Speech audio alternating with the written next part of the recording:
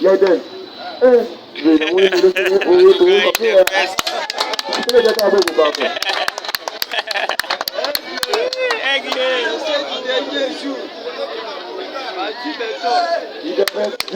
Viva.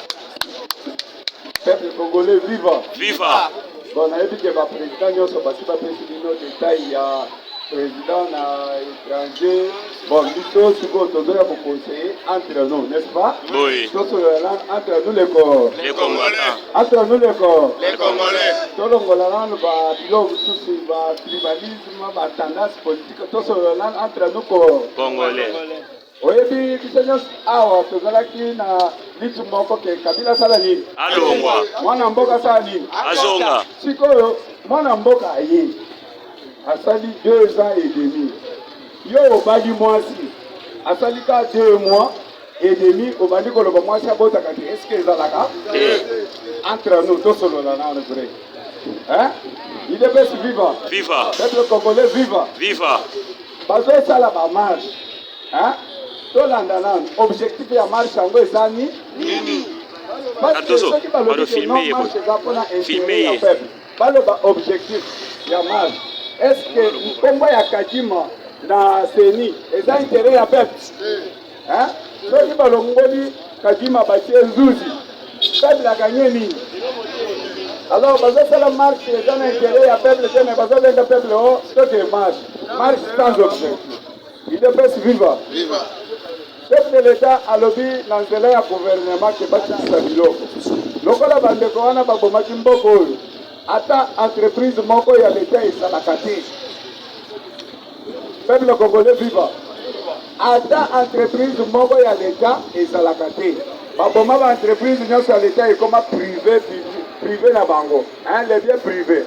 Siko soki l'État a vu décision ya koloba ke bakitisa biloko, Olive a décidé que bakitisa te. Eza la transfert, eza la confiture, Sosimec, bango nyonso bao dépendre pas Olive. Basa wana bayebi ke non, au pouvoir ya achat, il faut balekela na nzela Olive. Soki bango bandimi ke non bakitisa biloko bakeye pa fournisseur na bango alobi na kokitisa. Est-ce que bango bakokitisa? Yango moni chef de l'État na nzela gouvernement balobi ke sikoyo il faut investir na ba investisseurs congolais, hein? Ba opérateur économique congolais. Pour bango son pouvoir et achat biloko comme ça, peuple là se retrouver en dehors. Et ça boyete. Oui. Et ça mabé. Alors, bino bozo kendena compliquer peuple, bozo esa peuple vérité. Parce que ceux qui opposition azaki opposition d'intérêt à la population. Du fait que bozo discuter pour la biloko ekita. Opposition de azaki mutu aliboso ya mobiliser peuple baza la pour biloko sala nini. Tozo mona bango te.